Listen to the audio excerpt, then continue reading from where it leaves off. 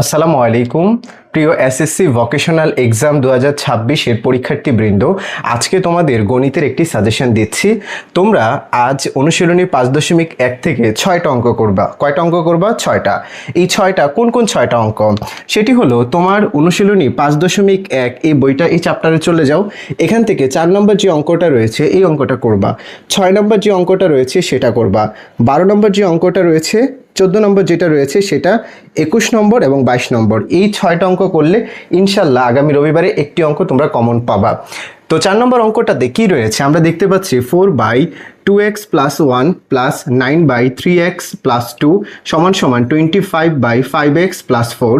6 নম্বর অঙ্কটাতে রয়েছে x - a/b plus x minus b by a plus x minus 3a minus 3b by a plus b = 0।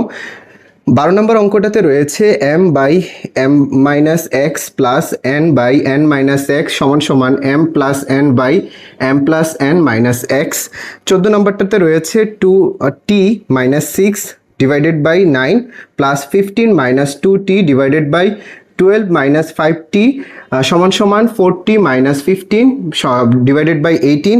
21 এই অঙ্কটা রয়েছে। পাশাপাশি তোমাদের বই 21 নম্বর যে অঙ্কটা রয়েছে, 21 নম্বর অঙ্কটা আমি একটু তোমাকে পড়ে শোনাই। সেটি হচ্ছে, একটি লঞ্চে যাত্রীর সংখ্যা 47, মাথাপিছু কেবিনের ভাড়া ডেকের ভাড়ার দ্বিগুণ, ডেকের ভাড়া মাথাপিছু 30 টাকা এবং মোট ভাড়া প্রাপ্তি 1680 টাকা হলে কেবিনের যাত্রী সংখ্যা কত? এই অঙ্কটা।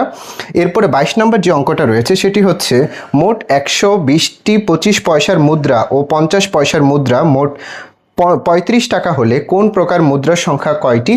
এই অঙ্কটা, অর্থাৎ এই যে 6টা অঙ্ক, এটাই তোমাদের সাজেশন দিলাম। একটা অঙ্ক ইনশাল্লাহ কমন পড়বে।